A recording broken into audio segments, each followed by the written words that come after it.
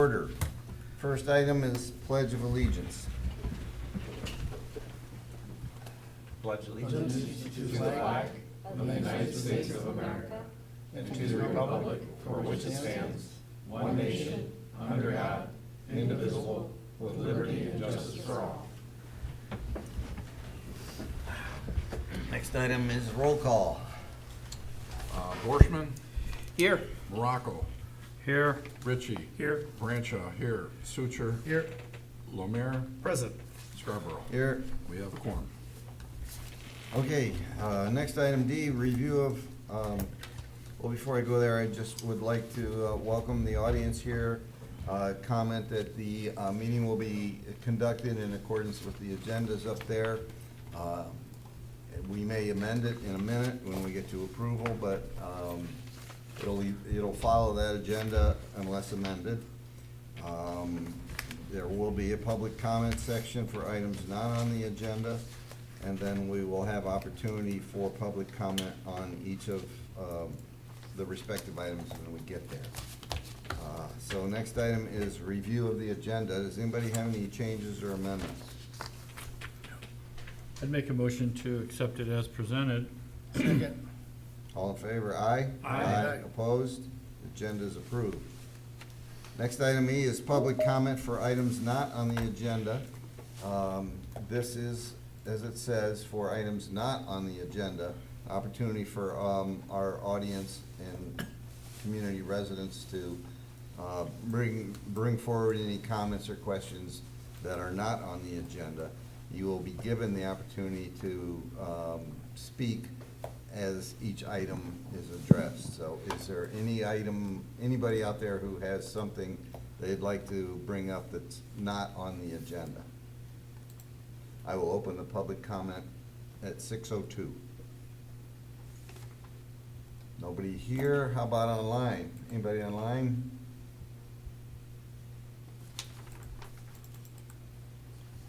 I'll close the public comment at 6:03.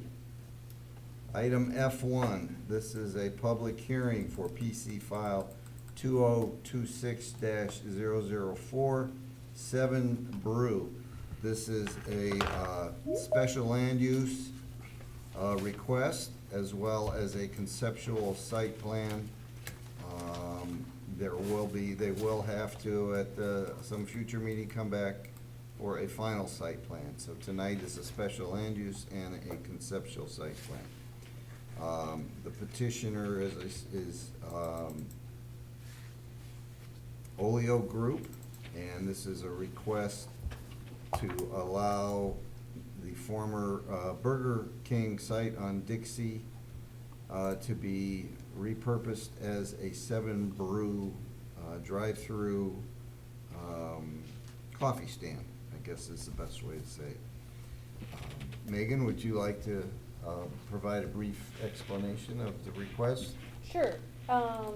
As you stated, this is the applicant's proposing to demolish the restaurant that's on site that was the former Burger King. It's been vacant for a significant time. And then to put in a small structure, which is a 530 square foot principal structure that's to host the kitchen and staff, and a 250 square foot cooler, and those are connected by canopies, so the zoning ordinance treats them as one structure. The drive-through restaurants are a special land use in the C3, and looking at that definition of restaurant, it does include just serving of beverages. And therefore, you've got 2 jobs tonight. One is to make a decision on the special land use, and you can table, approve subject to conditions, or deny.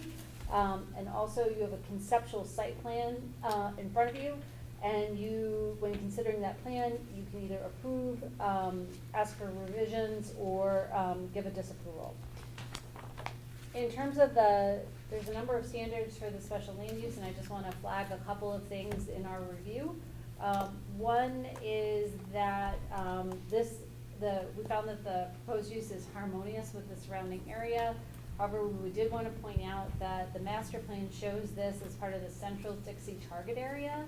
also known as a gateway to downtown Clarkston, and it's looking for a more walkable environment and a less car-centric atmosphere here is encouraged. So we've got a drive-in restaurant proposed, however, also if you look at the other uses surrounding across the street and nearby, there are drive-throughs and some car-centric land uses. And this is a redevelopment of what has been a vacant and blighted site. Also, in terms of whether the proposed use would be of nature to make vehicular pedestrian traffic no more hazardous than is normal for the district involved. This type of use usually generates roughly 70 or more trips a day, and we don't think this would have a major effect on the circulation. But you might hear otherwise in the public hearing, and also have an opinion yourself based on lived experience. But it is a very busy corridor, and there are there's a coffee shop, Starbucks in the plaza that's across the street. In terms of it not unreasonably impacting the surrounding property in terms of noise, dust, fumes, things like that, we find that it's consistent with the surrounding commercial development. We don't think it'll create adverse impacts. Also, one of the things for you to look at is whether the location, height of structures or buildings, fences, landscaping would interfere with the appropriate development or and use of adjacent land and buildings or unreasonably affect their value. They're proposing to put up a fairly small building. Really small. And so, and it's a prefabricated building, so we don't expect that it would have blighting features like maybe some bigger buildings that might be later abandoned and not easily reused. Also, they're greening the site to a significant amount more than it is currently in terms of adding landscaping. In terms of whether this is in general agreement with the master plan, again, we want you to think about that distinction with the central highway target area. There may be some other things that the use could do to make it more pedestrian friendly. You may have suggestions about how it's landscaped, what amenities are there, whether there should be a pedestrian pathway from the sidewalk to the building itself. I understand from discussions with the applicant in the pre-application meeting that they will have, if a customer comes to the building, they will service them on foot, but primarily they do things through iPads and an app. So that might be something you want to ask the applicant and explore more during, at that time. We don't expect any concern for public health, safety, and welfare. And then the site is currently developed and doesn't have any natural resources per se to preserve. There's no wetlands, large tree stands, etc. As far as it's been told to us, there's no it won't unreasonably burden the capacity of public services or facilities.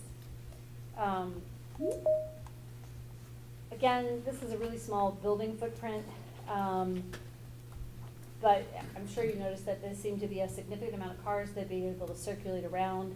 The applicant didn't provide a number of drive-through stacking spaces, which are required, but we feel like those are definitely be able to be shown in the areas that they have, and that could be something that's done at final site plan.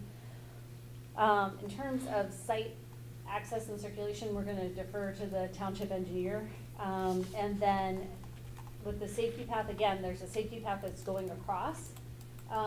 The parcel itself is not proposed to it's not proposed to change, but one thing to perhaps think about is whether there should be a pedestrian connection to the building or not. In terms of landscaping, you do have two decisions here. The proposed site is not required to have a landscape buffer except on the rear property line. Now, if you look to the rear, that is Trillium Village, and there's a large amount of space in between the property line, the road, and then even more space before you get to residential buildings.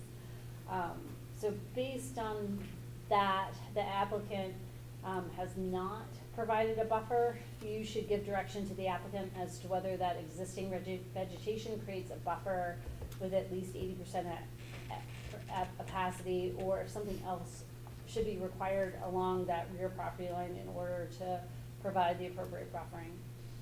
Also, the zoning ordinance requires a landscape berm to be installed between the proposed development and the public right-of-way along Dixie Highway. They have not proposed that, but the plan does include plantings between the proposed structure and the roadway. You may, at your discretion, approve this alternative landscaping in lieu of the required berm if you determine that the proposed treatment provides an equivalent level of screening or aesthetic benefit. There's no lighting that's required at this time. In terms of signage, a complete sign package is required at final site plan, not at this stage. But it appears to us that the proposed signage exceeds the standards established by the signs regulations, the township's regulations in terms of number of signs and area. So that may be an issue at final site plan. If you have any insights into that at this time, it's always great to give the applicant direction.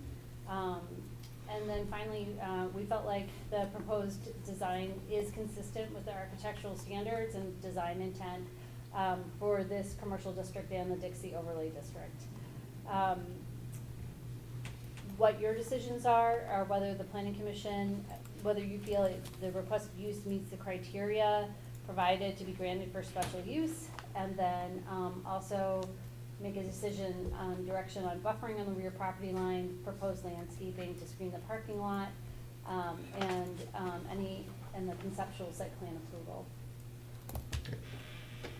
Jason, you have anything to add? I do, have a couple of items. Water and sewer are available to service the site, so no issues there. Stormwater goes to the rear of the site. We did ask, or we'll point out that during the final site plan and engineering drawings, we'll wanna make sure that there are easements and permissions in place for that water to be conveyed across the neighboring properties. We brought up the pathway connection to the right-of-way as part of our letter as well, even though this isn't a very pedestrian-friendly establishment, it is a typical comment that we see there. A couple of the bigger items that we had in our letter were more dealing with access and circulation, and specifically on the, we'll call it the southern or the right approach on the plan. They've got that one labeled as a two-way drive aisle, but then immediately adjacent to that are two inbound lanes for the drive-through. So we felt that there was the potential for conflicting traffic. If somebody's trying to exit the site while somebody's trying to maneuver into those drive-through lanes on the left side of that, it could lead to some potential issues there. So we were recommending that the site just be converted to one-way. so that- Two-way for, like, employees parked on the side to get out, so I'm trying to figure out who would go. Yeah, so out. there's parking, so again, plan right, we'll call south, but there's parking over there for employees Right. to park, or customers, whoever's visiting Okay. the site. So the way that it's currently laid out is that they could access and exit through that southernmost approach. And then if other vehicles are entering to get into the drive-through while this car is exiting, it's. Your way would take them through the bypass. Yeah, so lane. my way would, they would Gotcha. just all exit through the bypass if we had a. I honestly didn't realize that was a two-way, I didn't pick that up. Yep, so that, our recommendation is for that to be evaluated and potentially switch to a one-way just to avoid that traffic conflict. Then we also noted the dumpster enclosure was pretty close to some overhead lines, so there may need to be a little bit of shifting or maneuvering there to make sure that it can be accessed and serviced without impacting the overhead utilities. Otherwise, the bulk of our letter was really just kind of mapping out items that we'll be looking for as they go through the process after this step. Okay, thank you. Before I open it up to public comment, just give the planning commission an opportunity to raise any brief issues. Questions? I have a question, an engineering question before we get to public comment again. You looked at the traffic study and the volume, the thought of like 70 per day. Yeah, I think we had kind of the same opinion that it's gonna be on par with the drive-through revenue that was previously there. And this isn't I don't see this as being a destination where we're No. adding traffic to Dixie Highway. It's kind of We're Starbucks. pulling meets traffic that's already Chick-fil-A on is Dixie. kind of the, yeah. Did we do a traffic study? Or do we have one provided? Not for this one, no. Do we have an idea and maybe from your conversations with the petitioner of the time, so a coffee shop, 7 to 9 a.m. That's, like peak time. Do we have an idea of what percentage of that 70 a day we think is gonna come in that peak time? I would imagine it's primarily morning, the We morning didn't, rush, but yeah, we'll let them. we didn't study or see from other locations they've had where like 80% of it's at that time No, or not something this like one. that. Okay. The one thing I will point out is that the previous establishment did have a right turn in lane already constructed on Dixie Highway, so it's already set up for probably more traffic than what this use is gonna generate. Okay, and I saw it coming down to one lane on the exit, right? Is that correct? Yeah, they're tapering it down to one lane. They do have a little bit of work proposed out in the Dixie Highway right away, so they will have to go to MDOT for approval for all of that. And then MDOT may weigh in with similar comments as we have. And there's nothing on here about a right turn only exit. It would be either way. Yeah, right now they're proposing an unrestricted exit. Okay, I'll have some questions on that when we get further in. Thanks. I just want to clarify one point. I think the comment about the traffic count was not clear. If I'm reading this correctly, our consultant is saying that this type of operation will generally generate 70 more trips a day than a regular drive-through, not 70 trips a day. I'm reading Bacon's face. Yeah, so, okay. That doesn't seem to make sense either. Traffic impact. Your Yep. Drive-through coffee shops without a dining area tend to generate roughly 70 more trips a day than drive-through restaurants. So they're a higher volume use, but that doesn't mean that it's 70 more trips than what was existing. What this doesn't say or talk about is that how much of the percentage of traffic is pass-through that decides you're driving along and you decide to go and get coffee because it's there, as opposed to, I am only going to get coffee at Seven Brews and I am now going there instead of someplace else. I think it's the same question, though. We're looking for what do we think the total traffic impact is, whether it's relative to a restaurant, but what do we think the total traffic in and out of that site would be? I guess I would encourage us to ask the applicant to provide. Yeah. We don't need to do a study, we don't know that yet. Yep. Okay. Yeah, let's get to what this is, what the Joe, business you is had a first. question? Some of them have been answered, because I was on the traffic impact as well. Was Starbucks in existence while Burger King was in existence? Yeah. Yes. Oh, yeah. They overlap. Okay, I mean, so there was no existing traffic issues with Starbucks and Burger King? I wouldn't This say is that. gonna replace, Burger King. I wouldn't say that. Yeah, right. No, I was just wondering whether or not, we're adding, the 70 more trips is being added to, I don't buy that. a non-Starbucks traffic pattern, or, but you're saying it was in existence, so that's here and there, here and there. Okay, Okay, the other questions have been answered on traffic. Thanks. okay. Anybody else have any comments? Not yet. 6:19, I'll open the public comment section. Yes, sir. I'm Brian Posby, 6-1, oh, up there, great. Come on, you know the routine. Yeah, I know this routine. Still don't know what the I like business local is. government. Brian Posby, 6108 Lake Walden Drive, resident of 32 years. I'm not privy to seeing any of the master plan of this at all. I'm just a little bit concerned about pedestrian. It doesn't sound like this is going to be a pedestrian destination, because the way I understand it, there's no outside seating at all. This isn't really a cafe style where Starbucks, has seating inside, and so it doesn't sound like there'll be much foot traffic. And why I'm bringing it up is that little driveway that connects to Maybe, that goes, by the Chase Bank, tends to be a little high speed, whether we want to acknowledge that or not. When I go get my Subway sandwich, sometimes I've encountered people speeding towards Maybe, trying to, skirt the light or something, but I've seen quite a few speeders as I'm turning right from Maybe into that driveway. So it's just an unfortunate fact that driveway is what it is.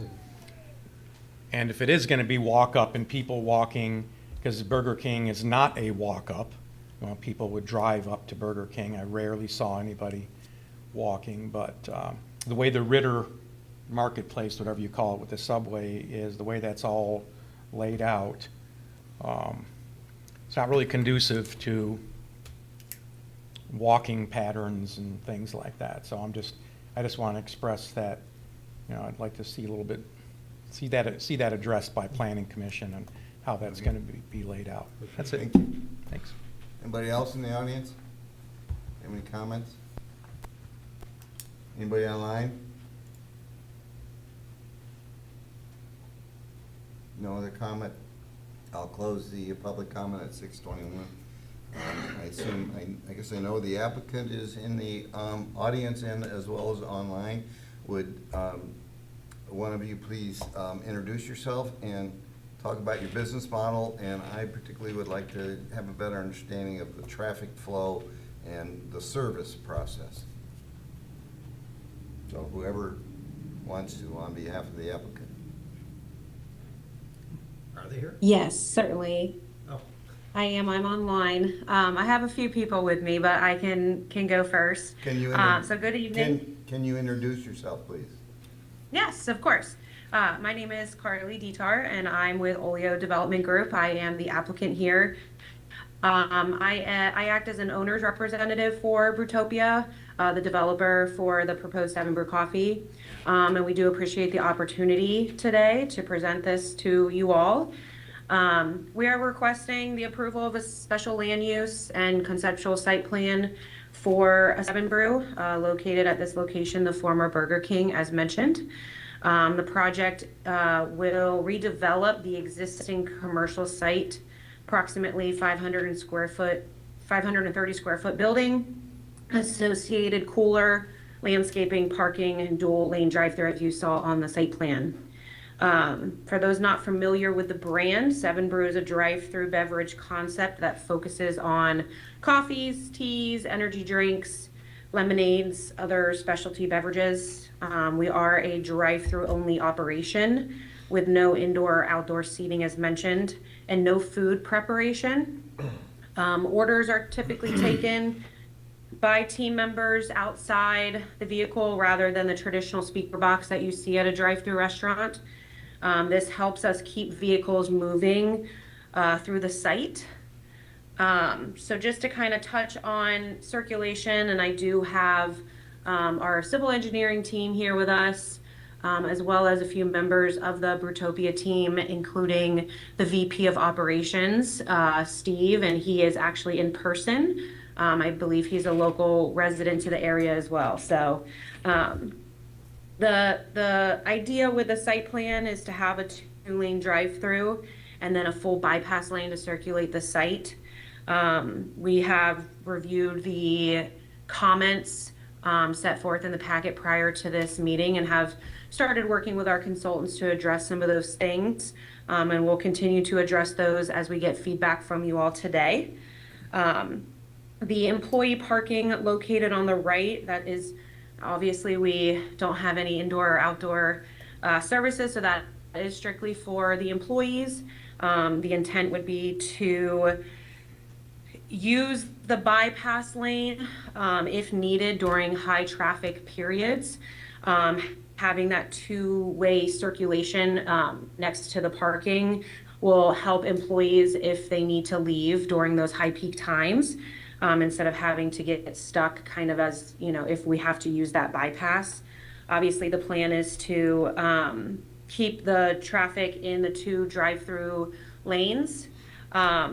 As Megan mentioned, we've already updated our plans to provide for final site plan, but we do have 29 stacking spaces within those 2 drive-through lanes, and that does not include what we would be able to use at high peak times if we needed to tap into that bypass lane.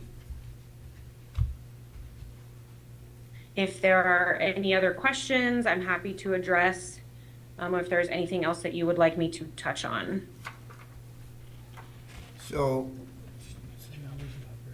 people will come into these 2 inside lanes and progress around the oval there until they confront another car in front of them.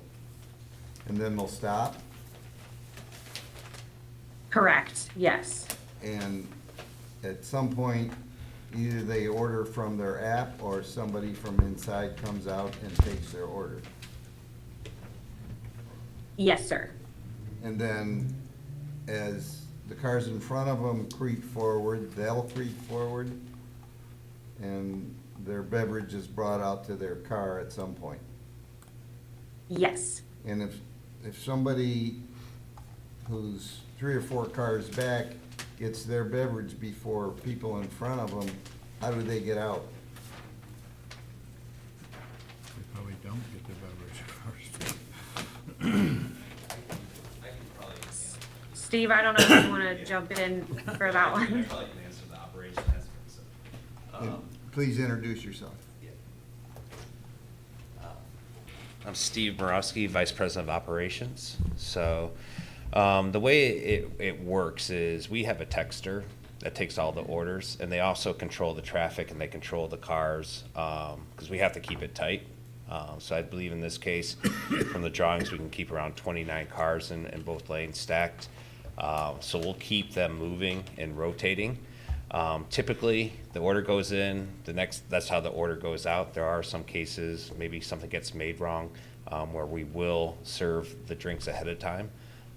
Depending, I think in this case, in looking at the drawings we have, if someone can exit to the right, if they are kind of like 3 or 4 cars back. If not, we tend to move really quick. Our average time is 5 minutes or less. For newsstands, when we just started our Brewtopia about 8 or 9 months ago, we were probably at like 10 minutes per car. We just opened 2 stands this week, and we haven't gone over 7 minutes at all. So. Okay. You want to just go down? So I have a bunch of questions, and I was kind of looking into this. You don't have to spend a lot of time answering them, just Yeah, so of you know. course. You don't have to give me an essay. I just want to kind of learn. So I've actually seen 7 brews before. I think you're going to be this will be the first one in Oakland County. Is that correct? Yes. Right. So I've seen the one in Holland. You're in Owasso, Lansing, a few other areas. I saw one in Chicago. I initially I thought it was Chick-fil-A because there was huge lines, and then it kind of had some red on it. So I thought, oh, it's interesting. And then I saw it. Someone described it as like Starbucks meets Chick-fil-A, so it kind of made sense to me. So have you done a traffic study on this location? I have our transactions, which is basically most of our cars I can give you by day and Help me out. per Especially hour. the peak area, the peak time, like the 7 to 9 time. And tell me if I'm off base, but that's what I think you see. I think we're more spread out. To be Okay. surprisingly, we can be really busy between 3 and 4 when high school gets out. We'll actually kind of, and it depends on the time of the year also. So we're not consolidated to the morning. It's definitely spread out throughout the day, and even at 9 o'clock p.m. we'll get a kind of a late night rush. What's your close time expected? We close at 10. Yeah. Monday through Thursday, and then Friday and Saturday at 11. So Open at like 6, 5:30. 5:30, okay. Yeah. So, if you looked at Owasso's traffic, when we first opened for the first month, we were averaging 1,039 cars a day, which is about 69 per hour. We're open for 15 hours on average. So More than Burger King. yeah, probably a little bit more in Burger King. If you look at the last month, so they've been open for about 6 months now. We're averaging 706 cars a day at 47 cars an hour. So that kind of, it's approximately, I had the math, but I think it's kind of like a 30% decrease after you get through the opening month. Okay. And it kind of settles in. If you went there now, it's fast, it's quick. You probably, there's points where you'll see maybe 10 or 15 cars in line, but it gets down really quick. Okay, so let's talk a little bit about the Dixie Highway. Okay, so, and I imagine you've been to the site. Yeah, I'm You've familiar. seen- Okay, so a couple of nuances about the Dixie Highway. For us, from a master planning standpoint, this is kind of in our, it doesn't look it, but, our intention here is it's kind of a gateway area. We, as it was pointed out before, very pedestrian friendly. So the idea of, and first of all, I like the brand, by the way. I like the coffee brand. I like the I like the kind of innovativeness of the iPad orders. I think it's kind of neat. But it's got to fit, too. too. So, to have a coffee shop there, which I think will have an attractive menu for folks around here. The thought that, the sales guys at Bowman Chevy and all the bank folks and everybody else right along, we actually do get a lot of walkers along, can't walk to there and get a coffee, just doesn't make a lot of sense to our master planning. Have you thought about a walk-up window? And I know some of your sites have Yeah. like a designated crosswalk, pedestrians can come in, stand at the, or at least know where the person can, they're not walking around the building looking for a person. No. So all our sites, so the one side of the stand would be for the drive-through, and then there is always an area for walk-up. So there's certain days, like at our Roseville stand, that we did 250 walk-ups that They'll day. see something, signage or something, or is there a window there that they get their coverage? There's kind of like a porch area Okay. where people would naturally walk up. Where we just opened in Midland, I believe we have something, we have it drawn on the window and like nice paint, just like walk-ups Okay. accepted But here. the order takers will walk over and do it. Yeah, the There's texter not will gonna be come like a pass-through immediately window. right out and we'll Some take of the their order. locations do have pass-through windows. Yeah, but this one, you're not planning on that. No, the older locations do have the pass through, but we'll have a walkout that you go right out to them. We take their order, so it's kind of like the same on the other side. It's a sliding glass door that we walk You said right out older to, and we keep open. But how old is your brand? You're not, 740 locations, right? If I'm right. Yeah, it started 2017. Yeah, older So it's- locations. Yeah, Okay, and you're out of Arkansas, right? based out of Arkansas. Okay, Yeah. so another difference between Arkansas and Michigan, they don't have the winters we have. So talk to me a little bit about how you manage traffic with, I think you call them baristas that Yeah. run around, right? Yeah. Some of the drive-through windows literally have trouble when it's pouring down or thunderstorming or the snow. So how do you manage that with, I like the human contact. I love the idea of talking Yeah. to a person and not a box. But how do you manage that in a Michigan winter? Oh, no, definitely. So we started in the winter here. It's a pretty rough one, so we managed through it. We have all sorts of clothing, layers and layers So you of clothing stick 'em that out they can there. wear that, Okay. have the highlighted yellow, traffic yellow, reflective yellow, so people are noticed. As far as the snow removal, the company that we use uses with other franchise groups for the snow removal. So if there was like heavy snow, they would actually remove the snow Okay. off-site before we even open. Have you had any injuries with the baristas, those running around? Nothing. The crossing of the lanes bothers me, that's what I'm concerned about. Yeah, nothing serious. They have to be cautious. Like people driving aren't always paying attention when they tend to like drive before they move. So Right. we definitely train and make sure that people are cautious of their surroundings. Okay. Yeah. And I was gonna stay on this topic for a minute. Yeah. So the closest example I can think to an operation like this, 2 lanes coming off of a very busy road, and some people would not agree, but it's Clarkson Auto Wash up on Sashabaw, right? Mm-hmm. I got 2 lanes coming out, they split it, they get it into one, which comes out as one. But heavy days backs up all the way to Sashabaw. I would expect heavy day, you're backed up to Dixie. How do you plan to deal with, cars literally waiting on Dixie to turn right? Waiting on into- Dixie. So what we've done, and typically this might happen kind of opening week or something like that, where need be, we've asked local authorities to help us out, knowing it on certain busy days. We also have, like, I might be out there, we'll have a manager or someone that is kind of directing traffic, making sure we're not blocking the crosswalk, and doing the best to kind of manage it. We Would you won't. just try to wave people out and say, you can't stop here on the Dixie Highway and wait? Yeah, if that's what we need to be, yeah, we could do that too. Okay, I don't know, so I can't next, see that. next one, the other advantage of Sashabaw, which I wish I was seeing this proposed for Sashabaw Road, not that easy, because we have an Right. abandoned restaurant in Dixie, is Starbucks over there, similar situation, the car wash. The advantage they have is you can only turn right, and you have the boulevard there, so you can loop around, and it takes a lot out. So if you're any place on Dixie Highway on that side of the road, and somebody decides, I'm gonna make a left, you're gonna be there for 5 or more minutes, waiting for some kind of break. So in your business, in your model, operationally, you got a real choke point if anybody decides they wanna turn left. Because it could Right. everybody in line all the way out and around is gonna be stuck then. Have you considered a right turn only exit? That would be more the design aspect of it, but I'm not opposed to it. It makes sense, like operationally, if that's what we need to do. So in Roseville, our Roseville location, they only Yeah. can turn right. We can't don't have turn the left. advantage of a boulevard where they can immediately, if they wanna go south, spin around. But Carly, I'd like your opinion too, so operationally and from your standpoint. Yeah, absolutely. I think that that's something that we can take your feedback on and take a look at and see how it'll work. Looking at the site plan, I, can see how we're maybe there's opportunity to even expand. Alexis, I don't know if you not to put you on the spot, but kind of how we have that lane kind of tapered down to one. So definitely room to look at that Another and way, see. And Yeah. honestly, I may be throwing our engineer under the bus here, so we had a chance to talk about this, but, because you may come back and say, okay, Dave, now you're just sending the problem down, and now I got a problem with them turning around, but something to think Right. about, if we really go down to one there, it's a real choke point. If we were able to keep two, you're only gonna make all these people mad, but you don't know where in the line who's gonna go left, right? So, Right. this guy may be stopping somebody that could go right, you didn't realize. That's, when I looked at the plan, and I looked at the Yeah.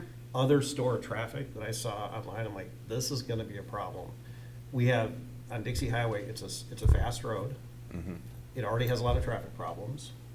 It's curb cut, curb cut, curb cut, curb cut. It's your nightmare of curb cuts, right? It's impossible to turn left on. And it's supposed to be kind of a pedestrian-friendly area too. So as much as I like your business model, like, I wouldn't stick this here. If you had your druthers, there are better spots where you can get that kind of volume out.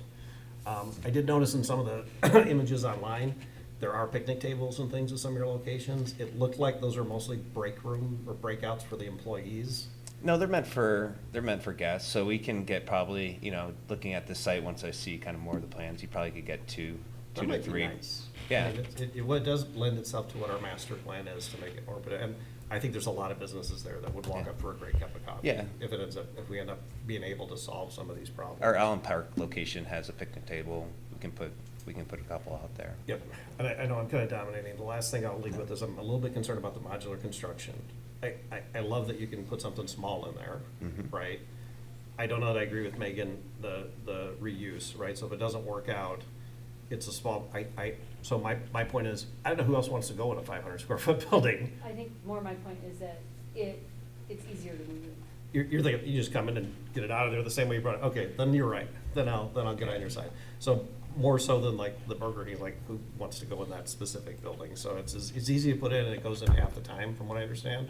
But it could come out easily. Not that I want you to fail, but we could pull it out of there if the business changes. It'd be pretty easy to deconstruct, I imagine. Can you comment at all about, I mean, aesthetics are important to us. Architecture is important to us. What about the modular building's ability to take on, some unique architectural elements or materials that make it nicer than, a modular building? Well, I mean, we're pretty standardized. I think the buildings themselves continue to improve from what I saw, like, the older stands to where we are now. I mean, it's very minimalistic. I don't think it takes up a lot of space, and I still think it's pretty modern with the blue lights and the sign. But it's kind of amazing the amount of volume that can be produced out of a 500 square foot building. And I think it keeps it, instead of having this massive building on there, I think it's really simple. It's easy. There's not a lot of there's nothing exposed. Okay. We keep the site really clean. I'll let others have a chance now, but the traffic is a big challenge here. I'm really, really worried about making a bad situation much, much, much worse. And Yeah. the volume that you're bringing in is a slight error is gonna be magnified for us here. Yeah, the location we just opened in Monroe is kind of similar Yeah. on the drive and the traffic that is going through. We haven't had any backups. We haven't gone out into the road. That location's averaging 993 a day, 66 cars per hour, and we just keep them moving. Midland is a little bit different, but we're averaging 1,300, and we can't stack as many cars, and it's super quick. Okay. I'll check one. You guys, got anything? Well, you got anything? I do. I got it. Oh, Yeah. Okay, yeah. I didn't even know what you guys were till I researched you guys. And when I looked into you guys, it's pretty shocking. You guys are a destination spot, I think, based on the following you have for your coffee. And I have two nieces in Naperville, Illinois, that tell me they go there all the time. So, my biggest concern though was the amount of traffic you're gonna have through there that's gonna be possibly impact Dixie Highway. Because you're gonna get tons of traffic in there based on what I've learned about your business and what people have told me firsthand, how busy you guys are. I like your business, but my concern is like blocking off Dixie Highway and how that could impact that. And,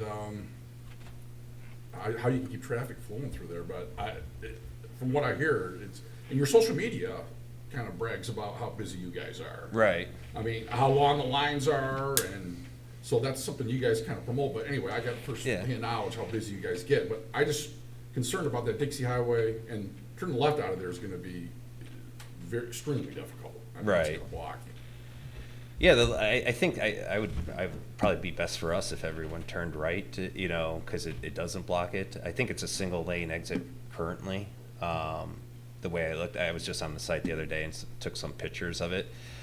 For us, we will do everything possible to keep our tickets under 5 minutes, which just keeps it flowing. But what do you guys have in place if it does start blocking, like that people are trying to get in there and it's blocking Dixie Highway? I mean, Yeah. is there a plan or something? Well- You guys have in place, or because I'm just going on the feedback I've heard that you guys are really busy. No, we do get busy, and I think this location specifically, it's a big lot for us.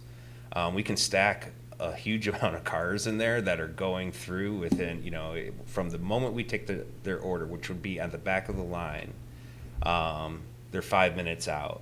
And if it does start going outside, like I said, we'll end up kind of controlling it. If it was something that was like a consistent problem, which has never been the case longer than at the most, Roseville was one of our busier opens. And that was like very rare opening. It lasted for kind of 2 or 3 weeks, and that we don't back out to the road anymore. And I believe we can fit as many, if not more, cars in this location. So the total number in the 2 lanes is 29 you can put in there. Yeah, Total. from the site from the plans that I looked at. And if you had 30 come in, where does that person go, or? Correct. Yeah. Oh, go ahead. You forgot she was there. I unmuted. Correct, it would be 29 for those two, but just kind of not to speak for anybody, but we can utilize that bypass if we need to for traffic reasons to get people off and not backed up onto Dixie Highway. But then if you're. And that's where the employees would come in to help direct that traffic. But if you're using that, then you'd be blocking people that would be able to exit then, correct? Well, the employees would make sure that it was moving in a way, kind of like Steve was saying, if they can get people to come out. The goal would be to use that bypass strictly only if we needed to get people moving, and then somebody would be directing the cars from the 3 lanes to exit. Not to jump in, but here's the problem, guys, for all of us. The last thing you want is a choke point going out onto Dixie, because then your turn time starts becoming 10 and 12 minutes. You're like, our problem is I can't get them out on the road because of however we set up here. We need a solution that's gonna work not just for our benefit, but for yours too. Right. Otherwise, your business model falls apart if you just stack up that extra bypass lane. Right. And you choke everybody in there. Customers aren't happy, you're not happy, we're not happy, and we put more danger on Dixie Highway in an area we already have a lot of accidents. Well, the traffic light does help us with that, of getting people exited out of there. As much as you think it's gonna, you talking about the one at Maybe? Yeah, the one that would be left if you're facing out Yeah, toward Dixie. it helps a little, but not as much as you're thinking. Sorry, go ahead. I'll shut up again. Sam? Yeah, well, as far as, just starting on, I don't know, a bunch of different questions, but, so being on the Downtown Development Authority, we have a plan going down Dixie Highway, Jason's part of that. So the walkability that we're about to make big investments in the sidewalks and stuff on Dixie, so, There is a lot of apartment buildings around that area, so there is quite a bit of walkability, and we're gonna be making pedestrian crosswalks and improvements to those intersections that that are adjacent to you, so that, we're proposing to anyway. So that's gonna increase that, so the sidewalk from definitely the sidewalk from the safety path to the building is something that we would just wanna have. It's just, we're not, I don't care if one person a month walks there, we don't want them walking through the parking lot, so you have to provide that, I would just assume. The right turn only, your success is driving us to limit your access, because we know that it's bumper to bumper from M15 to Mabee Road, solid. You're not gonna, turning out of there is going to be a detriment to your business, having people locked up there for long periods of time, I believe. You've taken away the cross-access, which is what we would promote almost in every business to keep people off Dixie Highway. So you've taken a site where the people who want to go the other way on Dixie could go out the back way, go over to Mabee Road and catch the light turning left, and now you've eliminated that because of your business, the way your site lays out. So you're self-creating this density issue of exiting at a minimum, let alone the coming in. I don't know how much more people are gonna drive down Dixie just to get to that, place. If it's that popular, then they will, And not turning left out of there could be a detriment to people wanting to go there, that then I gotta go loop around or whatever. Same problem across the street is a disaster for Starbucks, because they're trapped between the two lights with no cross-X or any other way out. So they have a similar situation, but I'm assuming it's going to be less volume by the way that you're explaining it. And they're pretty busy too.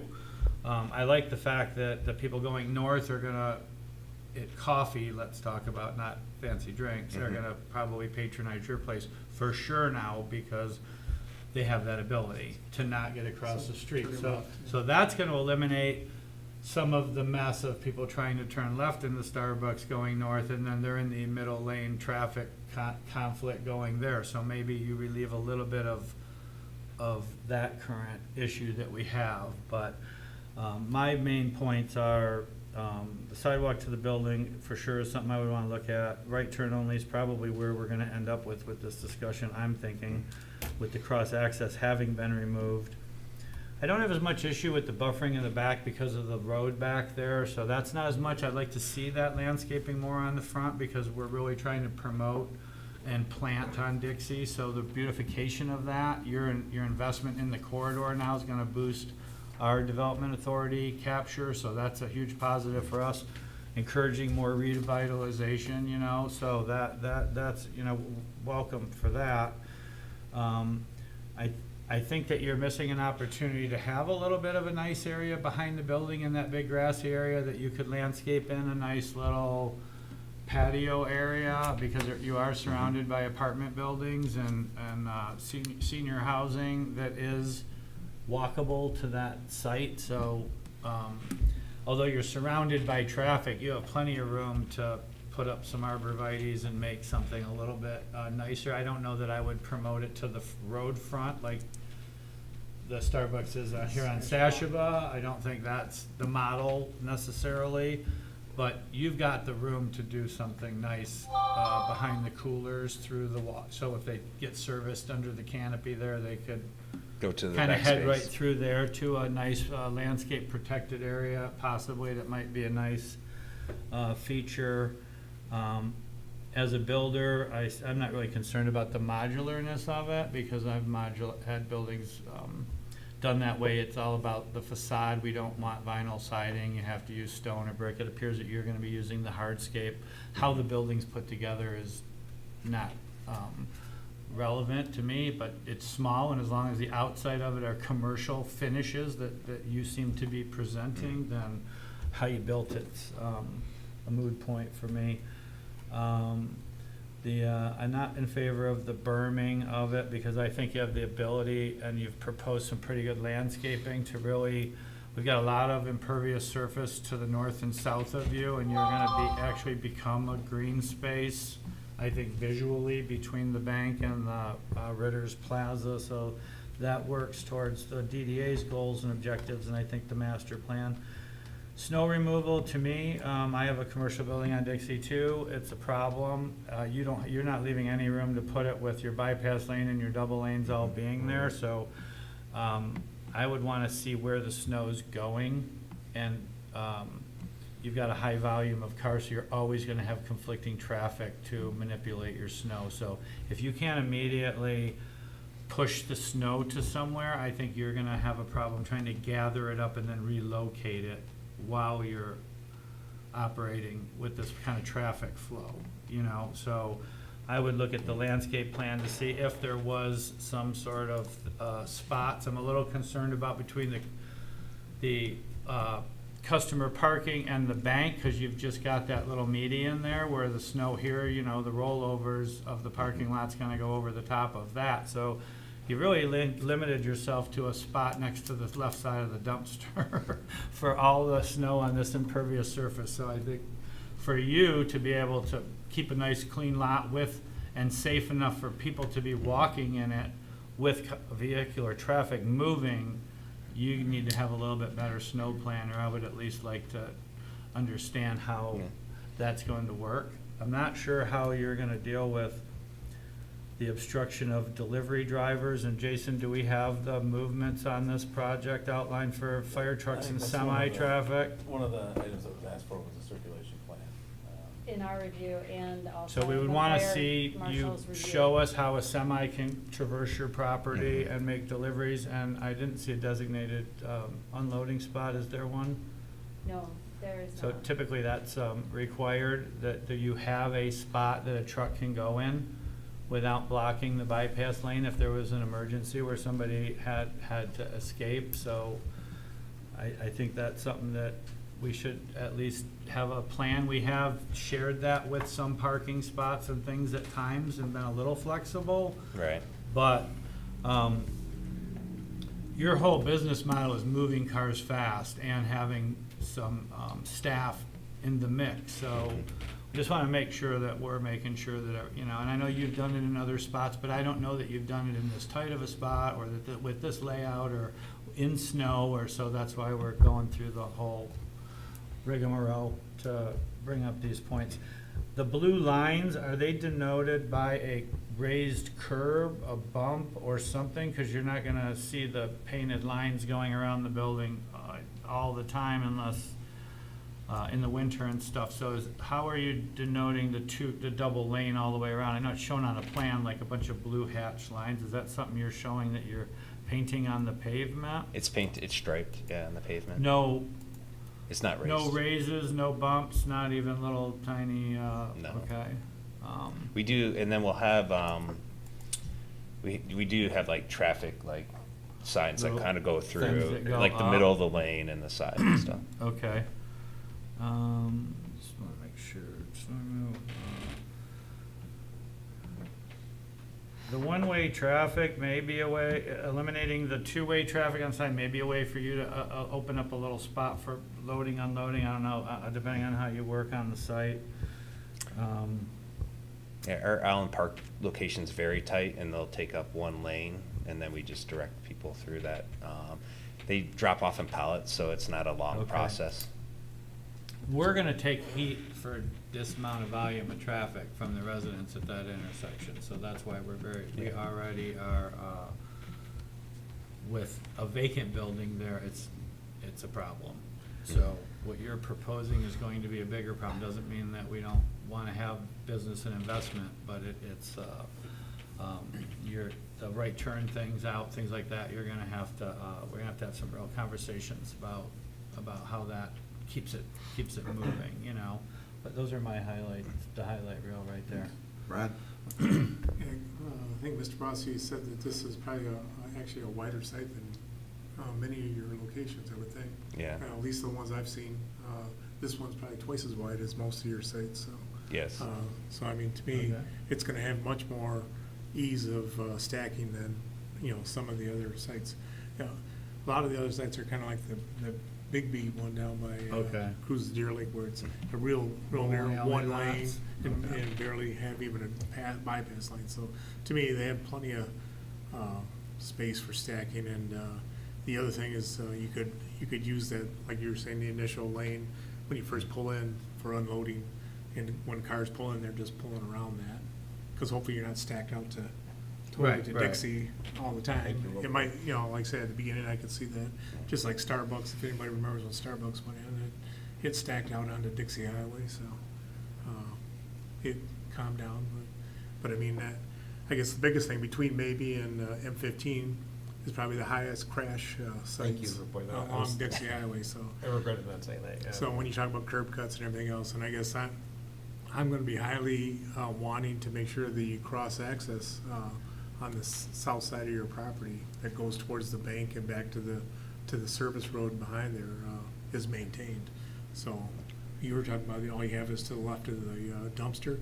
To me, that's where The escape route? That's the access to the bank and the other road. So to me, I You would. thinking exit only though, out of there? Well, there could be people come in off of, why wouldn't they come in off of Maybe and pull right in right there? They could do that as well. That It might gets a screw little- up their traffic yeah. flow, but for the Yeah. point of exiting, I like, But I'm you just know. saying, but when people pull in there too, instead of, going all the way around, they could bypass behind the bank, go back out to Maybe or whatever as well too, so I don't know. I don't know why we're not pushing for cross-access into Ritter's Market, like when they're coming out of there, they could pull right into Ritter's Market and go back to the access road if they needed it as well, so. I don't know, has there been discussions about that? Do we know? No. Like I say, it doesn't have the cross-access in the front, it never had, so, I'm just saying that would be Makes you something. a lot more comfortable doing a right turn only if there's another, I mean, it screws up, this doesn't work as much. You'd have to try and get the drinks delivered sooner or reconfigure the process, but it would take away some of the pain of a right turn exit only on a Dixie if you could get back to the Maybe and to the light. But, Ron was 100% right. If you go to Maybe and Dixie and you don't see shattered glass on any given, it's a good day. Yeah. It's a really, really dangerous area. We get a lot of accidents there. There's been talk about not allowing left turn into Starbucks and those types of Yeah. places, or left turn out of those places because of the The high other thing is, traffic count and it's high almost- accident count. Like 1% of the time, the people turning left, say out of the bank or something, actually do it right. They don't go out, turn left and get into traffic like you're supposed to. They go out and they get in the left turn lane and use it as a merge, which is illegal, but that's the only way they get out, right? So it's, Right. even if it works and the timing is good coming out of there, you're just getting them in a left turn lane and somebody else is trying to come in and turn left, and that's how you get accidents as well. An state deputy would tell you, you're really not supposed to do that, it's illegal. And I have to ask the question, of Dixie Highway, this is probably the worst possible spot. Did you consider other sites along Dixie or along Sashabaw? The traffic volumes are very similar. Yeah. You're just, a mile either way, and it doesn't have the same, I'd love to get use out of the old Burger King, don't take me wrong, guys. But Jesus, there's a lot of traffic. It was like the very worst place to put this. I'm on the development side, there might be someone that's more Put it more, educated. throw Carly under the bus here? Yeah. I guess I just, it shows brick and stone type of finishes. I just want to make sure it is that, not Yeah. some kind of vinyl look-alike type stuff as well. But I'd be interested, to me, it needs to be brick or stone to go along with the metal accents.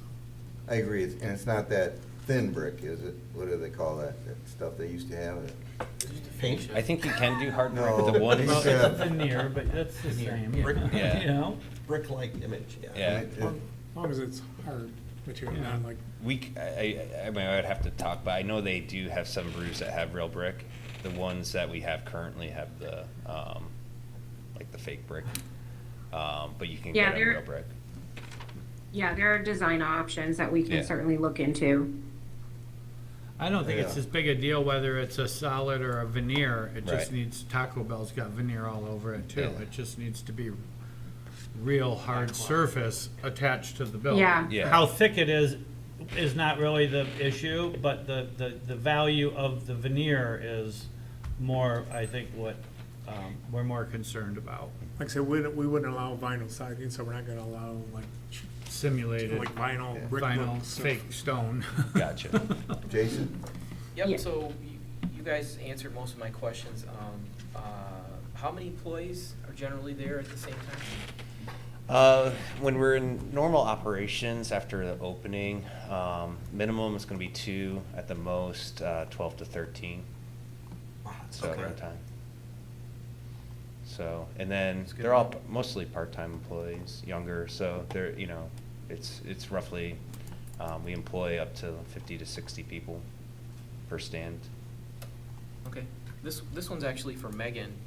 I'm having brain fog or something, but so this would remain in the same zoning, right? Yeah, So why are we considering this a special land? Why are they applying for a special land use permission, or is that just like The drive-through. just a drive-through? This is the They're right- tearing the building down, putting a new one up, so they have to get Okay. permission. Drive- This is a PUD or no? No. No. Okay, All drive-throughs require special land use. okay. Well, but it was already got a special land use once, but because that 'Cause they're use was tearing it down. abandoned and they're tearing it down, Okay. start from scratch. I think that's helpful, thank you. So the other question is, it's been stated a few times, there's no food being served or planned to be served. Would we, I don't think that's right. There's no food prep. Prepared. But We you can serve sell muffin food there. tops. They sell Oh, okay. pre-prepared. Yeah. yeah, I was gonna say, I don't know that it makes sense for us to try to draw stipulations where they can't sell food. And if they wanna try something, if they build a location, let's let them sell as much food as they want. Yeah. I don't think we should try to stipulate that. I Well- understand the business model is primarily drinks. But success is success. If you can figure it out 3 different ways, then go for all 3, right? I don't think we did that, that's them. Just, Yeah, just that's as just a us, yeah. point of, Well, it- point of information, your application, and I caught that, states clearly, no indoor, outdoor seating, drive-through only, no food served, only beverages. It specifically Yeah. says on your application. That's not an issue, but that's what you submitted. Right. Yeah, the only food that we have at Seven Brew currently is just muffin tops. It's prepackaged, it's in and out, so it's not anything we're preparing, it takes any time. I would say, from my perspective, I wouldn't want to limit that. I would, if we go ahead and approve, walk through the whole process at the very last stage, I would say, let them try whatever they want to try. I don't I'd be think we- willing- I don't think we're Yeah, not I just looking want to to do that. Yeah, We yeah. want people. I don't think we don't regulate. Throw in the food. It does affect, and this is where Megan, everybody can chime in. It does affect, like, if they prep food and stuff like that, their water ratio, and, there's other things that the DPW would. Equipment. REUs. Right. Yeah, the Yeah. REU factors and stuff like that. so. We don't have the ability to make And you anything. don't want to. And we Yeah. don't want I got a Okay. quick question. Do you have is there a public restroom? to. There is not a public restroom. We do have a restroom in the stand, but we haven't had public restrooms. Jason, you So- done? Yeah, nope, I've got one more. The curved roof was a design concern with the Mr. Car Wash, which is a couple hundred yards up. It actually looks very, very similar to that design, and we ended up kind of making that a change in our requirements. So I would think that's gonna come up too. Rather than the curve, we made the Mr. kind of make it into a slant. As far as the other materials, prefab sounds fine to me, as long as we have, similar colors and premium materials, should be okay. Okay. I've got some comments. I'm not real crazy about the long wall on the side of the cooler. I think it would be nice if you could break that up with some form of maybe a fake window or something, some architectural features in that. I was gonna ask about the parking. Apparently you do need, if you will house 12 people at a time, you do need 11 spaces. I was gonna suggest that if you don't need them, maybe you could landscape it and hold it in reserve. But, so that's just a thought. Some of the comments about walkability, I do think, for the most part, this meets the standards of special land use. the 10 standards, except for the stated desire for walkability within that area. And I think a sidewalk up to the large concrete area between the cooler and the building would be nice, along with some tables and seating areas and a walk-up delivery window. I wanted to ask you, you mentioned that people can walk up to the building and somebody will come out and take their order. Where will they do that? Will it be on the interior side between the building and the cooler, or on the drive-through side? Yeah. I believe the cooler's to the right in this location, right? And then Yes. you have the stands, so there'll be a menu board right on right next to the door going into the dry storage and the cooler. There's a menu board where they can, and we'll meet them and greet them there and place their order right there. So just make sure, just to reiterate, it's between the building and the cooler. Yeah, there'll be a kind of a square concrete area. Yeah. And there'll be basically a sliding glass door that we keep open except in the winter. So And- large roofed area Yeah, right there. roofed Yeah. area, yep. Okay, so it would be nice if there were some tables and chairs there, a walk up from the main sidewalk, and the ability for people to order there. Okay. Somebody else mentioned the idea of a seating area in the grass. I think that's nice too. We talked about building materials. I would like to have on your final site plan when you come back, your areas that are currently designated as vegetate all disturbed areas. I'd like that to clearly indicate it will be developed and maintained as grass. Okay. I don't know what vegetate means, with what or whatever. There's a second floor in the building, and is the height 19 feet 6 inches or something? Yes, I think it's 19 feet 6 inches. It's just really a storage space This, and then access out to the roof for the this is the HVAC. road that goes by. Okay. Over to Ritters. Um, So I'm saying, to me, this is too. You- This back, so- You gotta provide your sign package that meets our ordinance. I'd like to express that I would not look favorably on the blue lights surrounding the outline of the building, the roof lines. I saw that on some of your other locations. I don't know that that would meet with our lighting plan. And So, we do have guards for them too, for certain areas, like even like in Monroe. We'll have guards all around them, so it doesn't reflect out into the community. yeah. That, I have the same concerns over traffic. I wonder if it would be possible to push the buildings back and continue a single aisle loop around the front so people could get back to that back alley and exit that way. I don't want you to interfere with the nice landscaping you have in front, but I hate to see the loss of that access, both for people to come in, because people, maybe gets a lot of traffic. People can come in that way, and they can exit that way. So I'd like you to consider that. The suggestion of a cross-access to the property to the north, if I don't know what kind of easements agreements are in place, if you'd have to negotiate that, or if there's one already in place, that would be great if you could do that. And then the rest of my comments are pretty much what Megan put in her review, things that need to be addressed. So, Very good. Bill? all right. Hey, I just wanted to reiterate, when you're talking about the sign details, that, I think you can ask for up to 3 wall signs when you do that, but there is a maximum square footage for the total of all 3 of those signs, so make sure you study the sign ordinance for that as well.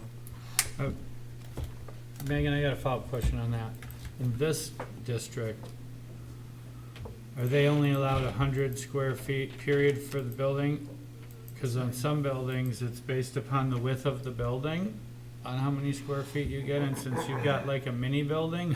It's gonna be real Yeah. simple. Well, that's why I was Um, getting at. minimum. Yeah, usually it's, I don't know the sign district, so I can't answer right away, but usually what it is it's one square foot per 1 feet of facade. Right, that's what it is So- at, where I'm at on Dixie. So my building's 80 feet wide, I'm allowed 80 square feet of signage. And I have to split it up between all the tenants, you know? But you're gonna have that same, with your little building, even though you do get to count the canopy though, as a connector, so the overall width, whatever that is, may be your square foot limit. That's what I was getting at, we just Between need to the make sure two. we study the ordinance, that he stays within that, so he knows what the total square footage is. Because that Yeah, might and- make a difference whether you want 1 sign, 3 signs, whatever. And we can work with the applicant during final site plan review on that, and it may be that they might need to, I don't know whether they would wanna pursue a variance or not, and then some of the signage that's on here, like the drive-through coffee and the, like, 3 arrows, that's directional signage, and might be allowed under some other provisions that are there, but we'll work with them. And typically, we talked about menu boards being at the front for the walk-up people too. Typically, we don't allow menu boards that can be seen from the road, so. Yeah, So that'll have to be watched as well, so. If we put it on the other, if we angled it differently, so if we put it on the stand, sometimes we have it on the stand, so it. We angled ran up. into that with the LED thing and LED message boards, which we don't have LED, so the LED couldn't be visible from the road, so that, you're gonna need to dive into what Von's saying for Okay. sure on Study the that. ordinance just to make sure. Understood. I don't want it to be a surprise when you come back the next And time. the illumination of it could be the trigger Right. for it. So maybe the board for the self-serve would not be Illuminated. illuminated or an LED board, it would be old school. Yeah, that's how you it know? is. I mean, Okay, it's I'm just a piece I'm of saying paper in there. That's what you're gonna wanna Yeah. dive into some Yeah. of those nuances. Yeah, You put somebody out front and somebody pulls in, you hand them an iPad. there we This go. operation Free works. iPad. Here, I'll get this on the other end, you can't get out. Anybody else got comments? Looks like we're down to decision time, and I think the first thing we address is the special land use. As Megan mentioned, we can approve, deny, or postpone. I would like to remind everybody that any decision on the special land use should reference the 10 standards. And if we feel there's a standard that isn't met, we should mention which one and support that with reasons. So, So I have a comment on this one. yeah. I gotta be honest, I like to approve when we get to a conceptual stage here, and I kinda think these are together, right? The special land use and the conceptual. But someone walks away with a conceptual approval, like, look, we fundamentally are okay with this plan. We need to work out the details between now and final. I don't think we're there yet. I'm not there yet, you guys might be. I don't think we have a workable plan yet.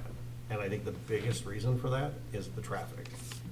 I think we need something on paper that we as a commission and our consultants and yourself feel like this is gonna manage the volume of traffic we are gonna get in, and I don't think we're there yet. I don't wanna move this thing forward tonight, either the special land use, or I'd rather table these, work up a plan that we feel we can accommodate the traffic with. Then we're ready, I think, to talk about architect, and that's why I didn't talk too much about today, the landscaping and everything else, because to me, the biggest problem with this thing is, will it work? And right now, I don't see something that'll work. I would love to have this service in our community. I think it'd be great to be served by a 7 Brew, but you picked a real tough spot. And all I see is problems in getting the people out of here. I gotta see a solution that makes sense, that I can turn to my neighbor and not say 6 months from now, the hell did you do, Dave? It's a nightmare on Dixie, and you don't want that either. We don't want Yeah. that. But it's not even close to a conceptual. We need to fix maybe the cross traffic and accommodation of the right turn, and our engineers feeling that, hey, we need a full traffic study. We need to really get the data on this to make sure we feel comfortable with it. That's where I am right now, guys. I'm really encouraged by this. There's a lot to do, but I don't think we're over the hump of a conceptual, and I'm not, because of that, I'm not comfortable with the special land use, because I don't know what I'm providing it for. I agree with the concept that there are aspects of a site plan approval that can weigh on the 10 standards of special land use. And so I agree with your analysis. Was there a P2 on this? There was a P2, it was lightly attended. It was one of the ones where none of us, some of us couldn't make it. I missed one, and I think this is the one that I missed. Yeah, yeah. I'm in agreement that the traffic needs to be addressed, and whether or not the petitioner thinks that the, cross access out the back, which was, Ron's great point, the right turn only, all that. I think though, out of fairness, I wasn't at the P2, so I don't know what direction the township gave them on the conceptual of this plan. So this is much more detailed than we would require, so I don't know, I'm assuming on the petitioner, not on our request. So we are very conscious of people spending money on things and then not getting them approved, so I don't, that's where I'm going with this. So you guys went up above and beyond and showed us even more than we would normally require, which I think is great to get to the finish line. I think that I'd like to see the site plan revised before a special land use was issued, but I think that it's fair that, to get some sort of a consensus that, the details of it not be so precise, or they be in some more conceptual. I just don't want them to spend a ton more money and keep spending money. We know what the factors are and what we're gonna decide. If in our own minds, I think I can determine if we had a way out the back, if we had a right turn only, if there were some changes made, that I could be receptive to it. I'm not I don't think a traffic study of what traffic is on Dixie right now, to me, is relevant. I know how busy Dixie Highway is. Now, if you say adding it to it, so we could I don't think that they should pay for a traffic study to get the data that exists of what's on Dixie Highway. I think they could use a more standardized thing and then implement their data to it if we want to, but I'm not in favor of making them do a full-blown and paying for a traffic study on Dixie for this, for the drive-through. But some of you may. I don't know what information we would get out of that, opposed to having, say there's 50,000 cars a day is the traffic study, and I think Jason would say that other people have done studies, especially with the road improvements coming, that somebody's got some data. If they could use that to save some money and time and implement their data, I would accept that as a basis of information for the site. Is just, I think it's more of a trip generation report versus a full-blown traffic study. I Okay, was so- gonna say, like, a queuing analysis is something maybe we can provide, which is, maybe not a full traffic study, but then you would have the ability to see that queuing analysis. is that what you're talking about, So- Jason? A traffic study, Trip generation. trip generation study? Yeah, so not just on-site, but we would ask for, are we, like the discussion, are we pulling traffic in as this is a destination, or are we pulling already existing traffic off the Dixie Highway? So let me backpedal a little bit, because Sam and I are in a little disagreement here. I'm an engineer, I like data. I said traffic study. I'm flexible, guys. You gotta sell me on why this is gonna work and make it stick. If that's using surrogate data from existing studies and looking at a queuing analysis and bringing in other stuff, for lack of data, we're all gonna sit up here and give you our opinions, and you really don't want that. My opinion is you couldn't squeeze another car on there.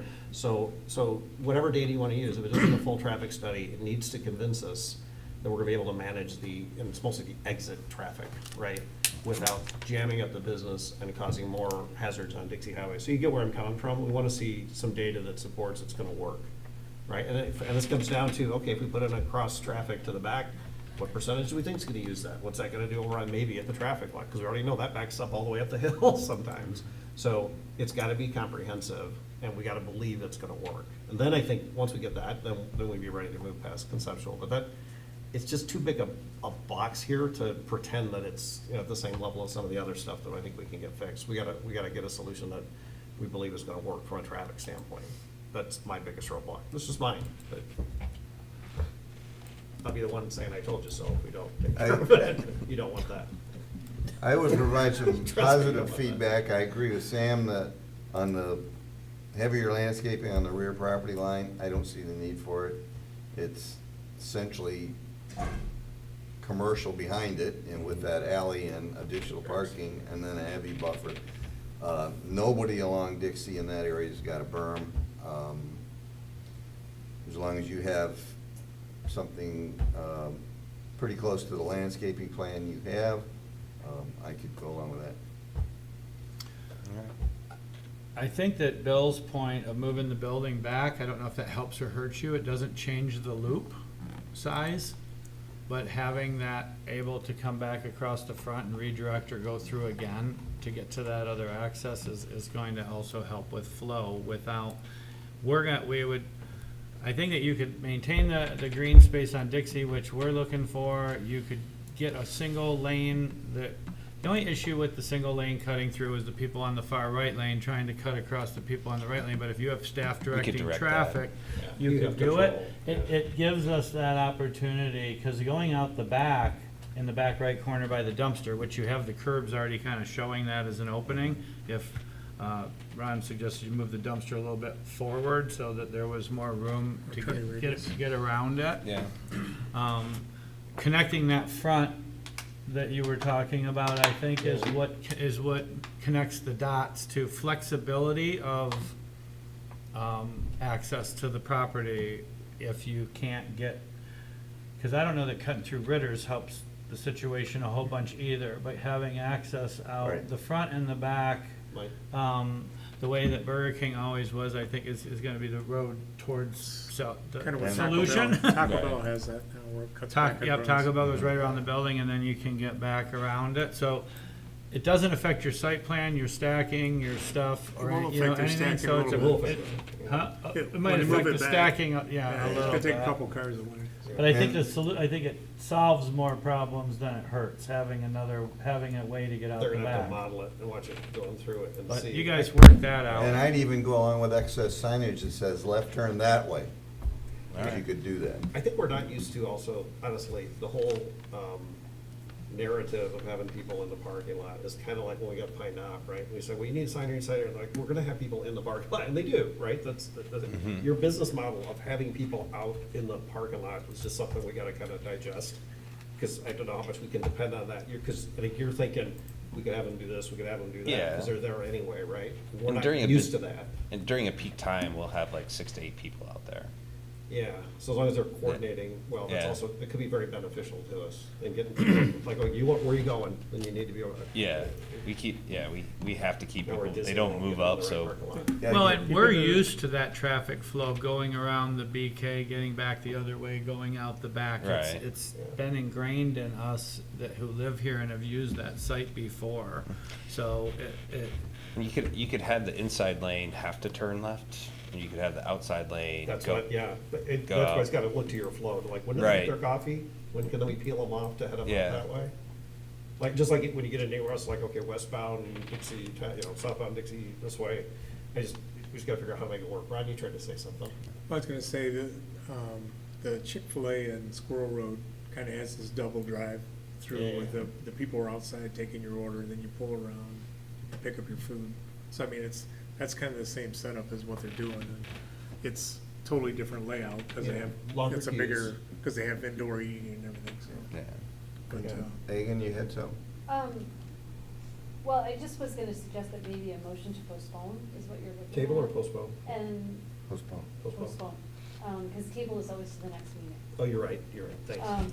So, in the things that you're looking for, an analysis and data on traffic and queuing and experience from similar sites in Michigan in terms of traffic volume and parcel size, exploration of right-hand turn only and cross-access in the rear, and a circulation plan for garbage and fire trucks. Those are the things that I've heard. Let's that not make you it would look- too tight, because we're also asking, I don't want to say like, just answer these questions and fix this, and they have the exact same site plan, right? Because I want you to come back with like, and as we looked at that, here's the changes we made. So I had revised site plan to accommodate. some Yeah, of there's those as well. a lot of other, those are the big issues, but there's other ones. yeah, we had the like sidewalk and walk-up maybe a and, seating uh, area and But to Sam's point, signage. don't feel like you gotta come in and like, okay, now let me fix the garbage. I mean, let's get back and get the Well- big thing fixed. And to the point that this is conceptual still. This is, we don't need a final site Correct. plan. That's why I was trying to not make them do, but to Sam's point, Yeah. don't make it So everything. we don't need to go Right. full-blown engineering on everything, we need you to Fix the traffic. show us a site plan that that with trucks and movements and cars and entrances, exitways and turning motions, I think everybody's- before you spend a lot more money on the rest of it. And then if we're cool with that, then you've got the green light to make, to do the rest of it, so I think. Megan, point of order. And it'd be faster for you to get back in Okay front to of us do too. Yeah. One motion to table SPLU and conceptual, Yes, you And can one. make a motion to postpone both decisions. postpone, you're right. Right. Okay. Anybody ready to make a motion? I'll move it. I'll move in case PC file 2026-0047 Rue to postpone both the special land use and conceptual site plan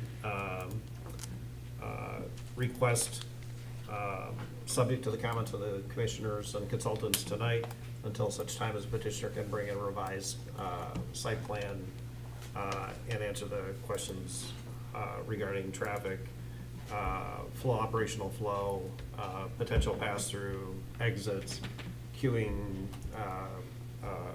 analysis. Anything else you want to throw in, guys? Just data to prove your point, traffic point. To show that traffic can be moved safely and well. We'll leave it at that. Sounds And good. you guys will be in charge of when it comes back, Support that. and support. Sounds good. Let's take a roll call. Worsham, Yes. Morocco, Yes. Ritchie, Yes. Suture, Yes. Lemaire, Yes. Scarborough, Yeah, Branshaw, no. thank you. Thank you. Thanks, guys. Item F2, PC file 2026-005. This is a plan unit development amendment. Sinorama of Troy is the applicant. It is, they're requesting consideration for an amendment to the plan unit development to allow for a new monument or ground sign. This is the commercial project which houses, amongst other tenants, Fifth Tavern. Megan, brief?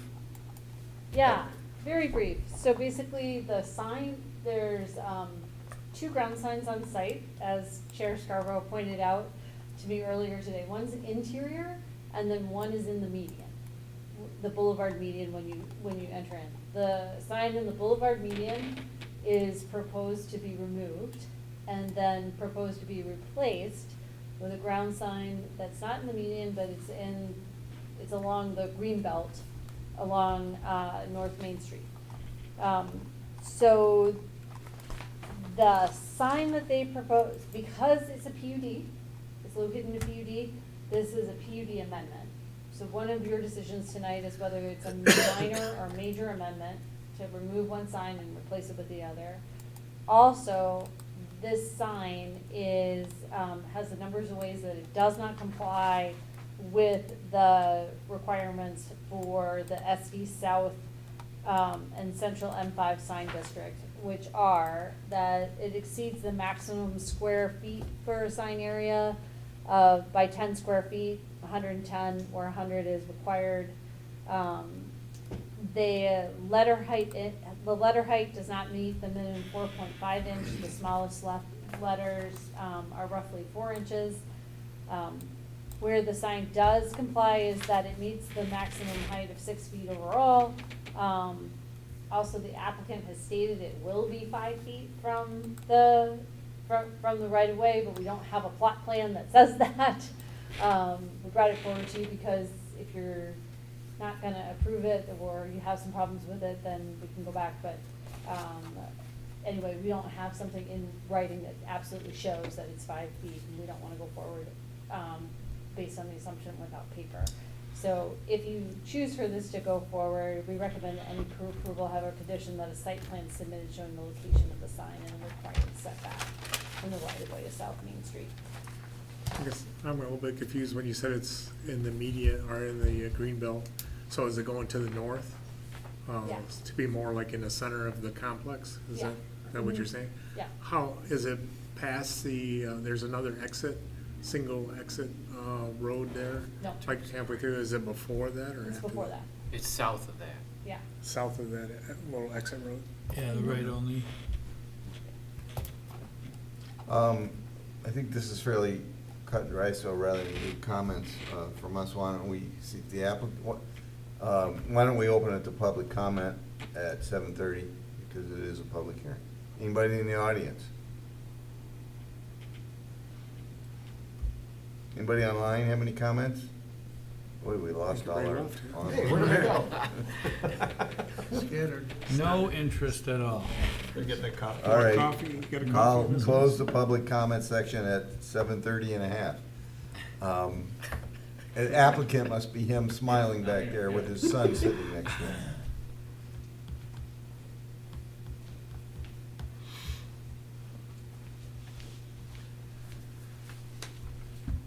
Mike Stevens, Signorama in Troy, representing Team Core regarding the monument sign at 7188 North Main.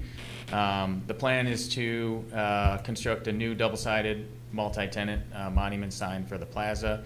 As has been indicated, the southernmost entry sign will be removed, and then this sign is essentially going to be I guess the new standard for the plaza, representing all of the tenants, as opposed to just, I believe, Trinity Health, and then the plaza name, which was on the previous sign. I could take any questions regarding the sign construction, commentary on any of the height, square footage. And Can you such. live within our 100 square foot? Yeah, I was shaking my head when we were 10 square foot over, so yes, we could. And the 4.5 inch? The 4.5 You see that inch as a could be. safety issue? 'Cause What's that? If it's too hard to read for traffic, people slow down and try to read it. Yeah, And I could see that. I mean, generally take- speaking, 4 inches is about 100 feet standard viewing distance for those who have good normal vision too. So that could be something that could be addressed as well. Those panels are roughly, like each individual panel is about 11 inches. So it would take a little bit of stretching the font. I could see it working with probably most of those, and they might have to get a little clever on a couple of the others, but. Question for Megan. Sam? Joe had his hand up first. Okay, Joe? Well, I was glad to hear that you said you could pull it back to the 100 square feet. Yeah. Because I redrew it myself, and I Yeah. got the 100 square feet. Yeah. And I just hate to give variances for not a legitimate good reason, Mhm. you know, because it can nominal. be easily done. So Mhm. that was my question, and I guess I won't redesign it then, because you already did. Yeah, Megan, on the 4.5. Wait, Joe, you done? I'm done, I sorry. thought he was saying he was, I'm sorry. No. I thought that residential homes, it's 4 inches. The fire department requires 4-inch, letters on residential. So what makes, how do we get to 4.5? Speed of the road. Okay, speed of the road. So not the proximity of the road. Like the sign's only gonna be 30 feet off the road. Or say a house number for the fire Yeah. department could be 100 feet off the road, and, we require a 1/2 inch larger on commercial, So- so it's. Not going 50 miles an hour past your house. You don't know that. Sam's That's the house, I speed might limit do on that. my road. There is no. It's So 50, the- I know, that's what I'm saying. The sizes, heights, and the size of the letters that are specified in that zone, in your sign districts are based on not only the location of the location of the sign or the type of sign, whether it's a wall sign or a ground sign, but also the number of lanes and the speed of the road. Because while you may be standing 100 feet and you can see 4 inches, if you're going in a car that at this point in time is 35 miles per hour. I think so. I might and- change to 40 right there. So. It's and not gonna you're- be much more than that. What the limit is or what people drive? What are you?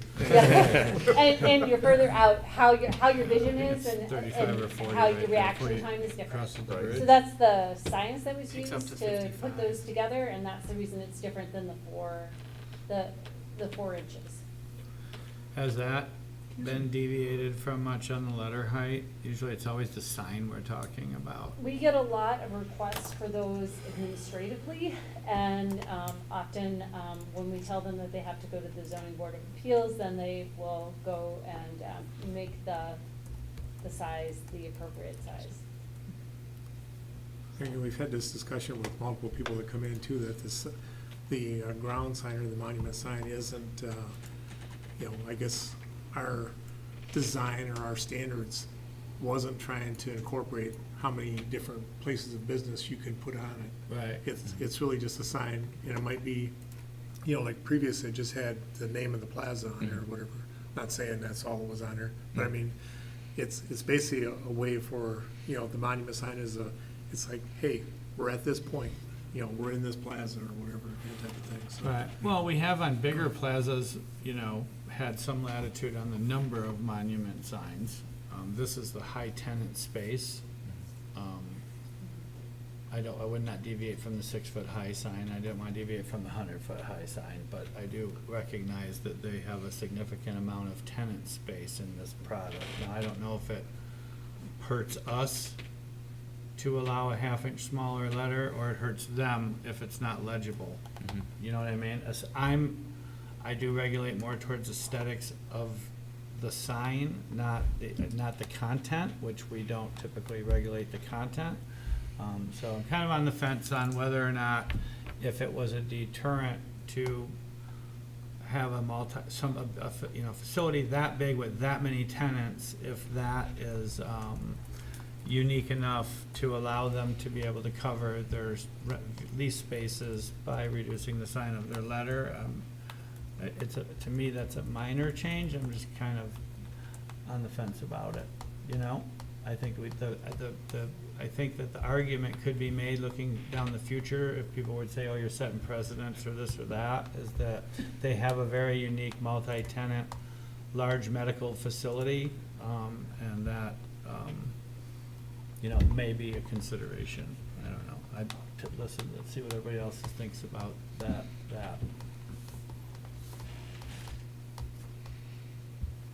I would like them to stick to the 4.5. And 100 square feet. Yeah. Yeah, the 100 square feet for sure, and the 6-foot And height for sure. I assume everybody noticed, drove by and looked, but the sign that's coming down is significantly smaller.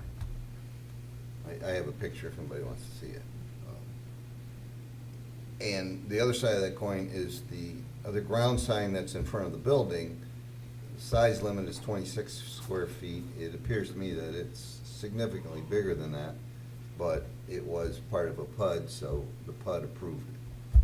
So it's, The internal sign? yeah. And I have a picture of that if anybody wants to see it, so. The green sign? Yeah. Yeah. So, and with that knowledge, we could maybe kill two birds with one, or not two birds, we get one thing out of the way. Is there any question that this is a minor modification? Somebody make a motion determining that, or recommending this, or approving it as a, not, I'm think sorry. it's Not approving it, just saying this is considered a minor modification. in my mind, it's a minor modification as long as they stay within the standards. If they're gonna exceed the standards in any way, either by the 100-foot or the Height? letter height, then to me, it could change, so. Okay. I guess, Fair I would say as long as we're meeting all the sign criteria, it's a minor Okay. amendment. It's a good basis. We could do them both in Use. one, couldn't we? Yes, you could. Okay. You can make it work? I can make it work. Yeah, size, square footage, and the text height as well. Yeah. Mhm. Okay. You guys good with that? Yep. Okay, somebody make a motion, and you can do minor modification and approving the sign in one, with the conditions of size and don't forget, we don't have a site plan, so if you guys wanna wait for that, showing the location. Well, the location will We'll have to be have to be- checked to make sure it's not blocking any Yeah, sight lines and stuff like that, right? that should be a condition of approval. So if you made a motion, if you made a motion to approve the sign as a minor amendment with the condition that it meets all the requirements for the SD4 South Central M15 sign district to be submitted with the sign permit, and to be reviewed with the sign permit, then that would take care of, that they'd have to have the plot plan, they'd have to give all those details in order to, all those are required for the sign permit, and it's an administrative check off. It's an administrative review. And like, that's how they got to you anyway, is they came in to get a sign permit and were told, you can't be approved. Okay. I'll make a motion that it's a minor amendment to the PUD. So long Do as. you want to include approval of the sign? No, I was gonna do them as two separate things. You can do it That's as two fine. separate things. Okay. Give the PC file number again. PC file 2026-005, Plan Unit Development Amendment, petitioner Signarama, requesting consideration of Plan Unit Development Amendment to allow an additional sign that we agree that this is a minor amendment to the existing PUD. Someone else support? Support. Mark supported it. Just a question on that, Yeah. we don't want the conditions in there? that- I'm gonna do that next. It is He's- separate motion. He'll put Two the motions. conditions in the sign approval. He's going to make Okay, it separate. Okay. All in favor, aye? Aye. Opposed?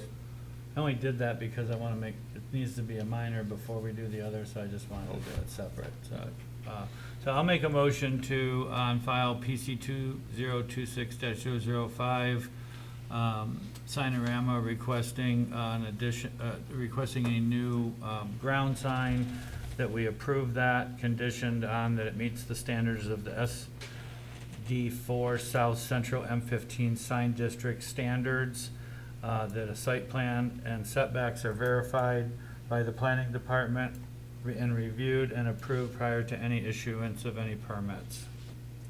What's the size and font? That the sign meets all the current standards of the sign ordinance in that district, that's what I meant, so Okay. that's That's gonna good. cover all the other Encompasses stuff. everything. Yeah, Yeah. exactly. Support. Mark supported. All in favor, aye? Aye. Opposed? Thank you. Thank you. Thank you, guys, appreciate it. Next item, regular business, use variance amendment discussion. We have been asked to consider an amendment to the ZBA section of our ordinance to withdraw use variances, basically taking out the provision that allows them to grant use variances. We've been asked to review it. We don't have to do it. We can say we don't like it. I'm not insinuating that I don't like it. I actually think it's probably a good idea, but, you know, that's just my point. So, and it's, in my opinion, it's fairly cut and dry. Megan has outlined the suggested amendments, and it pretty much deletes anything that references use variances. Megan, you want to elaborate? Just, use variances, have been part of a tradition in Michigan for a long time, and when they consolidated the planning acts, in, I think, 2008, they kept the ability for municipalities to have use variances, but it is not good planning practice. So when, you know, we would urge you to consider this, because the use variance essentially gives the ZBA the ability to allow a use that's not allowed in a zoning district. And in some ways can undermine the power of that zoning ordinance and the power of the planning commission and the township board to set what uses are. I just wanna also note that, I had on your desk given you an updated version where, subsection B of section 1408 is proposed to be deleted. I apologize for that not being in the original part. So your, next steps would be either to say, we don't wanna pursue this, or to say, we do wanna pursue this and we'd like to call a public hearing, or we have some changes and then would wanna see it back. question for you. Mhm. If this gets ultimately approved, can the township board, is there any way for anybody to get a use variance? We would have to amend the ordinance, or a PUD is a way Yeah, to okay. have different uses, be allowed. Gotcha. In what's something that was done differently. So Mr. Sanders? I'm definitely in favor of this, and everybody obviously knows why, that, I'm just a firm believer that when that any granting of a use variance or a deviation needs to come from a body that is an elected body, or a body that's accountable to the residents, not a random body of some people that are appointed, because it's too big of a deal when you allow use variances, you know. I've met with the supervisor in West Bloomfield and talked to him about it, and they deleted it too, you know. It's really about accountability. If you're gonna allow somebody to deviate from the rules, it needs to go to a higher level. It would trigger the planning commission chiming in, but ultimately, it would require people that are accountable to the people to make that decision, and then there's a recourse within the township. And I think, and we have the support of the zoning board themselves, who would also prefer that responsibility be the responsibility of or finally of the elected board. And it only makes sense because the amount that, you know, what could happen with that kind of power is someone, you know, needs to be done by some people that are held accountable, or that were entrusted by the people to make those decisions, not appointed by other people. So I'm in favor of transferring that ability and that power by stricken this out of the ZBA's hands and putting it back in the planning commission and township board's hands, is who then would inevitably handle requests for use variances. Well, according to what Maine just said, no, they wouldn't handle it, but they would handle it through a PUD or something. Well, that's the same. Yeah. The mechanisms that are there would, I think, all trigger through the planning commission's review, whether it be a PUD or other mechanism, or could they go right to the township board? The only mechanism to change a use that's allowed, that wasn't allowed in the current zoning district, would either to be, ask for it to be rezoned, which is a planning commission recommendation, township board approval, ask for an amendment to that zoning district to allow that use, that's, again, planning commission recommendation, township board approval, or for a PUD, again, planning commission recommendation, township board approval. So it's kind of the same. Any avenue after we make this choice drives it through Yeah. a bigger process with elected officials making the final decision at the end is kind of the same thing. Anybody else got comments? Joe? Just a question. So are we doing a couple of things here?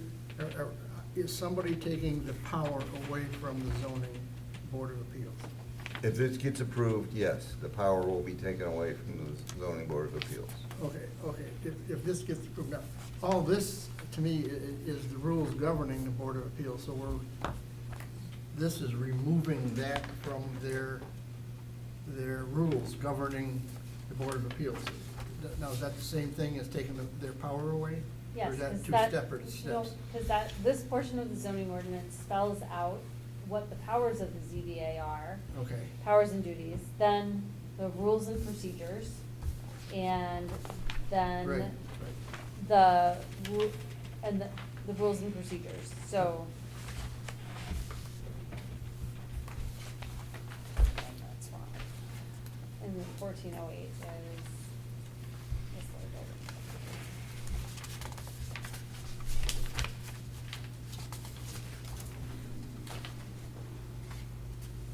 That's just part of the rules and procedures of the board.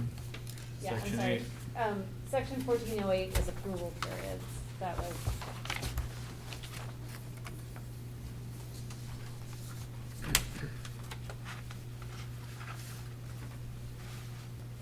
I'm just wondering where, if there was another spot someplace that said the zoning board, this will go to the zoning board of appeals, rather than just in their rules and procedures of how they handle it. Is there some Well, place? so under section 1404, it lists the power and duties of the Board of Appeals.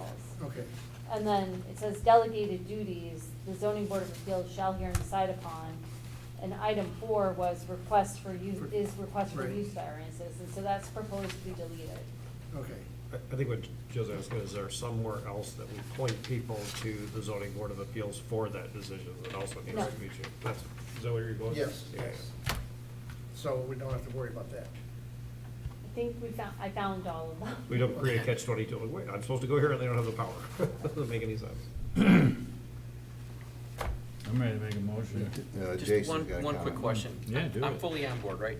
How many use variances do we see typically, like, in a year? Is it just pretty irregular, or, We haven't had one in years.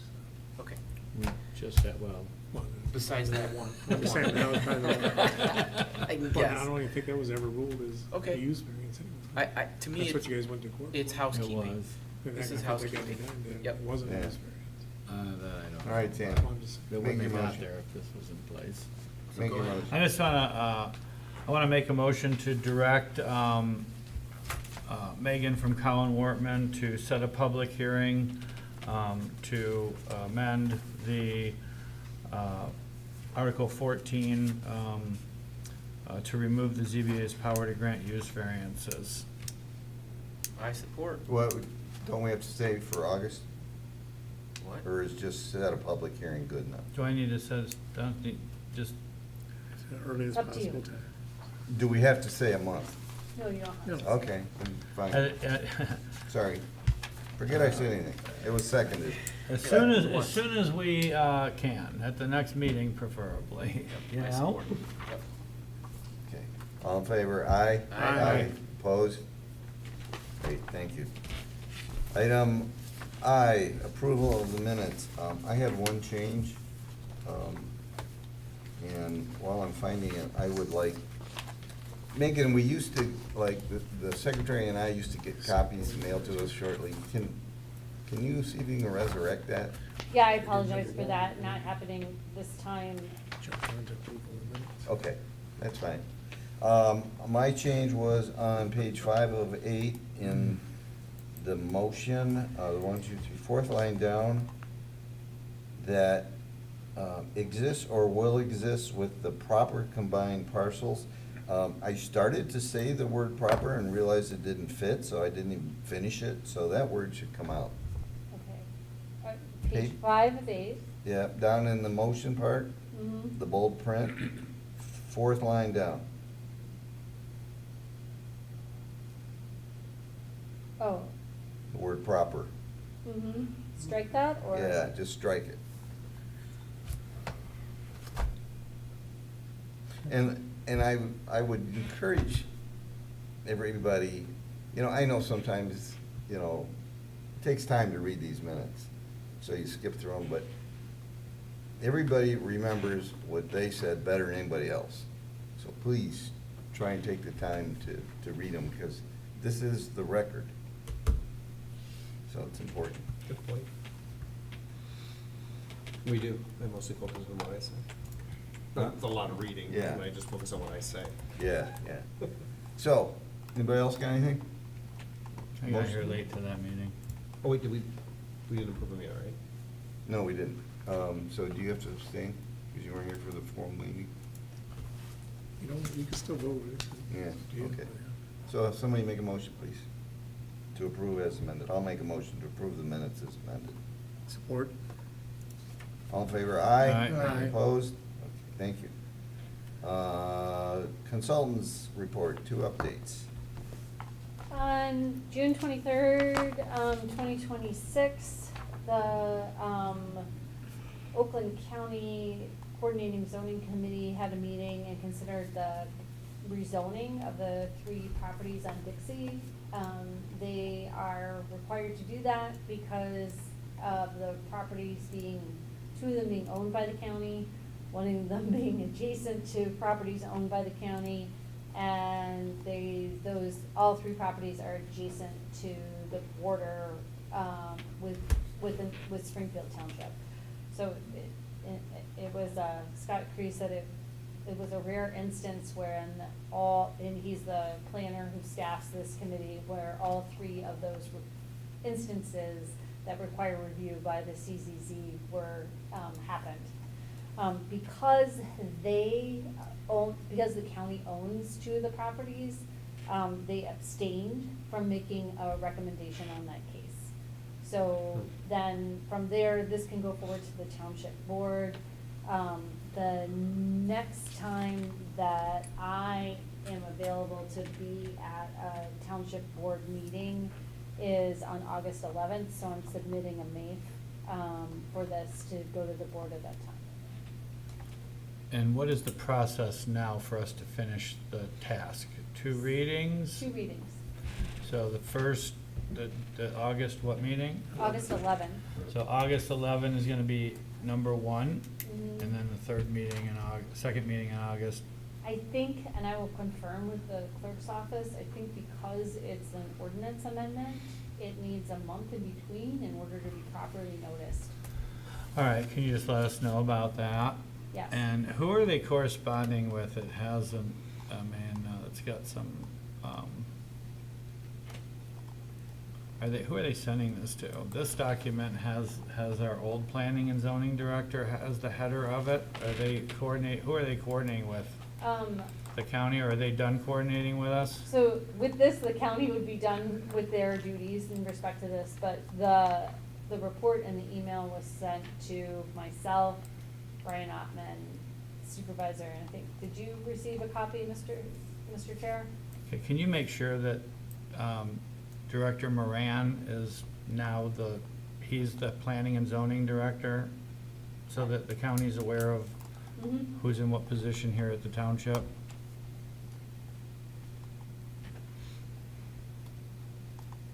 Okay.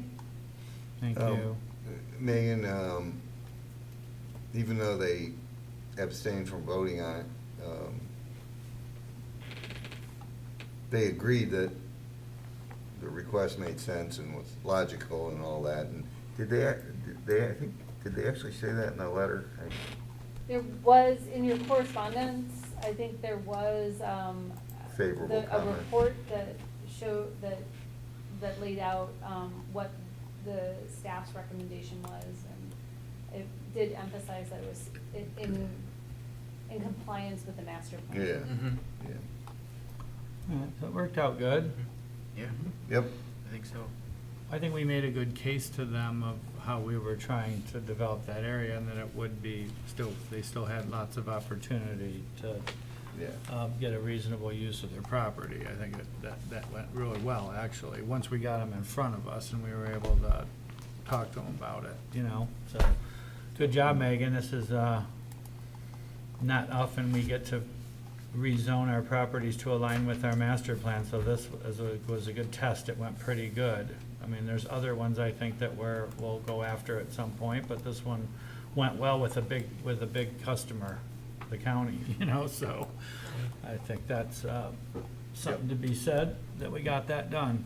Or we're getting, well, if the board approves it, we're gonna get it done. Megan, you want to comment on 2? Yes, so at your desks was update on the PC file 2406, the third amendment to the master deed for Eagle Ridge Estates that came before you at your last meeting. You had made your motion, the motion that you approved had a condition about verifying that there's required language for markings and sign protection for wetlands enforcement by the homeowners association. So we've attached a snippet of the bylaws that show you where that is in the bylaws, which are part of the master deed.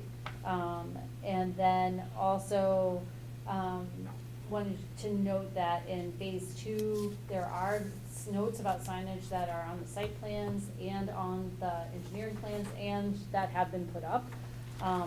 The reason that you didn't see them in phase 3 is that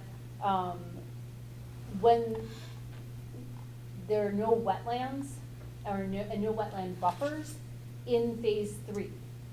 So there was no need for those to be part of that amendment, and there's no need for those to be shown on those site plans and engineering plans. If you had been on the planning commission when that first came to the planning commission, you'll recall it was phase 3 and 4 together.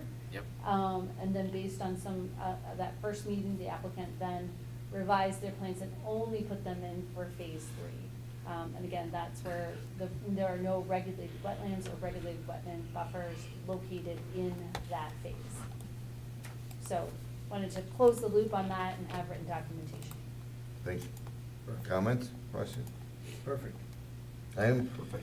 Is there any, have we heard any feedback about a potential, for the applicant to come and chase after the fourth and final phase, or no? Are you even talking about it right now, or? I expect that they will submit a site plan. I can't say when. They haven't necessarily approached Carla Wortman about that. I know that they're in continued talks with the building department overall in order to be able to start building phase 3. And then I expect that they would then want to get phase 4 approved sooner rather than later. Yep, so the only reason I'm asking is because this site seems like it's extremely drawn out, and I don't know that there's like a mechanism for us, but like, I feel like I was a little kid when it first started, and we're still sitting here, and one of the challenges I see with that site is that we can't have continuity with some of the lighting and different things because so much time has passed. You know, the lighting has changed, you can't even buy that old stuff, and so, I don't know, it's a weird place. I'm excited to get it moving. So are the residents. Yeah. I'm sure. I know They've been people that living in live there, and I'm construction just, for they're 2 probably so decades, tired. 3 decades. Having trucks back and forth and back and forth. Every discussion about this starts back in the day. Yeah. I was started before Back in Oakers. back in the 1900s, this was started. That had a golf course at one point. Yes. That's right. Golf. Okay. Oh, yeah. Oh. Moving on, item K, discussion. I just wanted to share this with everybody. I get my car washed at Mr. Car Wash and noticed some things that didn't seem to appearing in compliance with our site plan we approved, so I got the site plan and went and did a comparison. And I'm sharing this so that the planning commission kind of gets a little indication of things that happen after we approve things and understand what kind of things can happen that can lead to some changes. The first thing I noticed is the benches aren't there, and Dave and I talked about this, and they are current. They submitted some benches styles that didn't meet what some of our design guidelines wanted, so they're still talking about that. We're still holding their bond, and there's some, the landscaping on between this site and the party store did not meet the site plan. There were some engineering issues that came up during the engineering phase, and they had to convert that strip of land, it's a drainage strip, into a rain garden. And I don't know a lot about rain gardens, but I guess they look pretty lousy when they're young, and it takes a while for them to come in. It's a pretty ditch. That's a rain garden. I wouldn't even, yeah, I wouldn't even call it pretty at this point. Well, it's but- supposed to be. Yeah, so, that's why it's different. So that's just some of the things that'll happen. I thought I'd share that. I'm glad that you checked into it. I'm more concerned if, what the follow-up is from the township on it, If there's a time limit, maybe it's the final, like Dave would know, but the bond, like how long do we wait? How long do we wait to make sure it's in compliance, You're talking about the the rain garden or the benches? The whole site itself to be in compliance. Dave, you wanna comment on that? Probably not. The benches are on order, so we're almost complete. But it's part of the as-built, and typically 3 to 6 months, especially on a build job that finished in the winter. It wasn't a concern. The rain garden was the rain garden. That changed. The only thing it eliminated was 3 trees on the corner of the site. But that's what was proposed because they had to put in another storm drain on that section. That was initially planned, so, but that was approved construction drawings. So minor change, but yeah, we're still, meddling through some of the as-bills. That's why we're holding the money we have left. Right, that was my question, Dave, is the trigger, like, is it after the warranty of the trees? Is it 12 months? How long do we hold their bond so that we've got So some? we're satisfied right now, we're still working through those last little blips. But the benches that was on the plan wasn't crystal clear as the design. Right. What they proposed wasn't something that we approved. Again, this is a build job that finished in the winter. Right. Wasn't holding up anything, so. What would be, so what's, we had this discussion, maybe you weren't, you're not at all the meetings, about at which point are we satisfied that, that the trees are gonna live before we release the money? As it goes through, is it 4 seasons? Is there a set time schedule in the township's, procedural? I thought we talked about this. We have talked about it, I'm Yeah. just trying to figure out where we landed with, because we were worried before that if we released the bonds before the trees went through the winter, or they survived a year, what Was it- teeth do we have to, because even at the DDA, Supervisor File brought up, like, hey, we gotta figure out how to make sure that even the old sites are maintaining in compliance, that are maintaining their site plans, that's a whole different discussion that will be had because of them not doing it, but to what level, at which point do we feel comfortable that we should release their money? 3 months seems too short because we don't know if the trees are gonna live, or do we not, or do we just go after them as a violation if the stuff doesn't survive, or do we hold the bond for 12 months, like that's our policy, like, I'm not, what's the warranty period that we still have some teeth because we're holding money? Is there a time frame, Dave, or is it just kinda? I don't believe there's anything written in our zoning ordinance that stipulates a timeframe.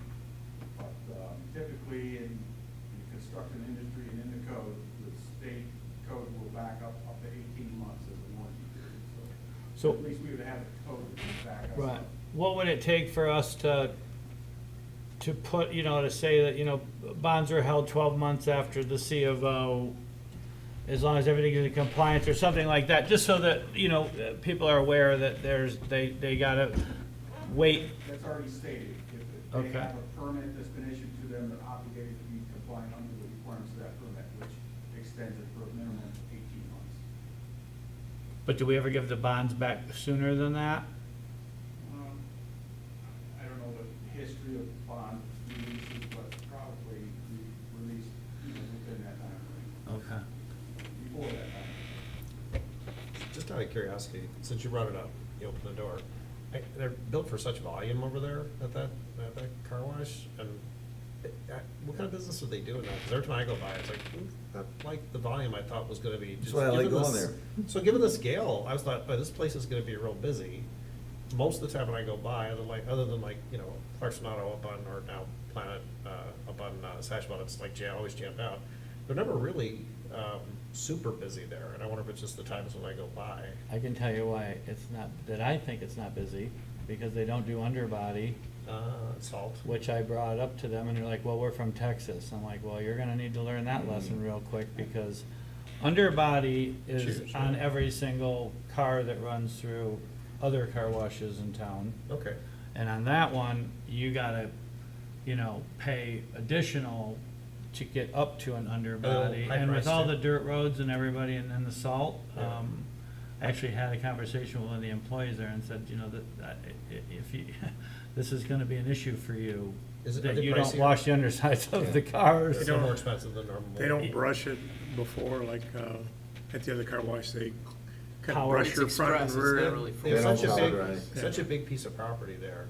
You could probably take something like 500 square feet, like the size of a 7 brew, like drop it on there, and then you could get like a free car wash with a coffee, or a free coffee with a car wash. It would just have one Well, curb. and they don't hand dry either.